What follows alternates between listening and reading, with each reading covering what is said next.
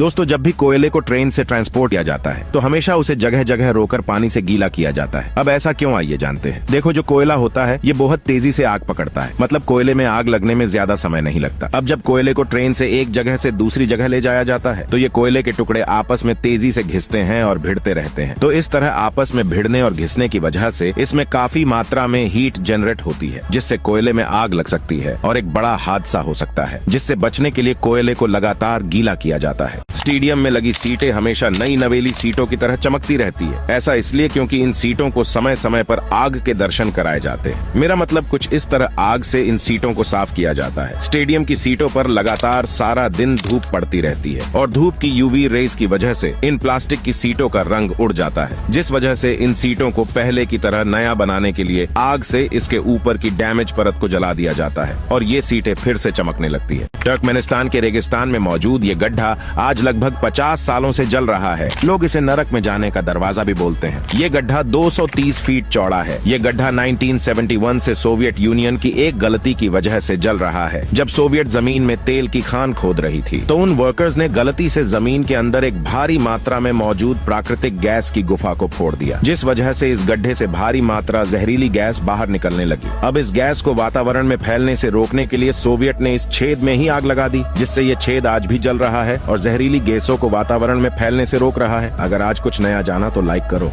अगर ऐसी किसी चीज को रास्ते में देखो तो वहाँ से तुरंत भाग जाना, क्योंकि ये जो आप देख रहे हो इसे बॉल लाइटिंग कहा जाता है। वैसे तो इसे 1195 में देखा गया था, पर इसकी ओरिजिनल रिपोर्ट 1901 की है, जिसमें ये बॉल लाइटिंग फ्रांस में खिड़की से किसी के घर में आ गई थी। लोगों को लगा कि किसी दूसरे देशों का किया गया कोई हमला है, पर ये अचानक ही गायब हो गया। ये थंडरस्टॉर्म यानी बिजली के गिरने से बनता है। एक तरह से समझो कि ये बिजली का गोला है जिसमें जमीन से निकली ऑक्सीजन शामिल है। ये हल्का होने की वजह से हवा में फ्लोट करता हुआ आगे बढ़ता जाता है। इसे दुनिया के सिर्फ 5% लोगों ने ही देखा है। आमतौर पर तो ये अचानक गायब हो जाते हैं, पर कभी कभी बारिश होने की वजह से ये इतनी तेजी से ब्लास्ट होता है कि पूरा घर उड़ा दे। तो जितना हो सके इससे बचकर ही रहना। आपने डर्ट बाइक रेसिंग के बारे में तो सुना ही होगा, जिसमें बाइकर्स अपनी बाइक को अंधाधुंध कीचड़ में भगाते हैं, जिसके बाद बाइकर्स की हालत कुछ ऐसी हो जाती है। इस रेस में सबसे बड़ी प्रॉब्लम होती है कि रेस के दौरान हेलमेट के शीशे या बाइकर के यूज किए ग्लासेस पर ढेर सारा कीचड़ जमा हो जाता है, जिससे रेस के बीच शीशे को साफ करना बहुत ज्यादा खतरनाक होता है। तो ऐसे में दो तरीके होते हैं हेलमेट के शीशे को साफ करने के। पहला तो हेलमेट के ग्लास पर इस तरीके की प्लास्टिक की काफी सारी स्ट्रिप्स लगी होती है, जिसे बाइकर रेस के दौरान गंदा होने के साथ साथ हटाता रहता है। पर दूसरा तरीका सबसे शानदार है। इसमें हेलमेट के अंदर ऐसा सिस्टम लगा होता है जिसमें एक रस्सी को खींचते ही पूरा हेलमेट का शीशा स्वाइप होकर तुरंत साफ हो जाता है।